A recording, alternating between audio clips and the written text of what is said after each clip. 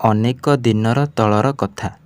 ଜଙ୍ଗଲର ଗୋଟିଏ ଗଛରେ ଦୁଇଟି ଚଢ଼େଇ ବାସ କରୁଥିଲେ ଏବଂ ସେହି ଗଛର ଅନ୍ୟ ଏକ ଗର୍ତ୍ତରେ ମଧ୍ୟ ଏକ ବୁଢ଼ା ସାପ ବାସ କରୁଥିଲା। ବୁଢ଼ା ସାପଟି ଏତେ ଦୁର୍ବଳ ହୋଇଯାଇଥିଲା ଯେ ସେ ଦୂରକୁ ଯାଇ ନିଜ ପାଇଁ ଖାଦ୍ୟ ସଂଗ୍ରହ କରିପାରୁନଥିଲା।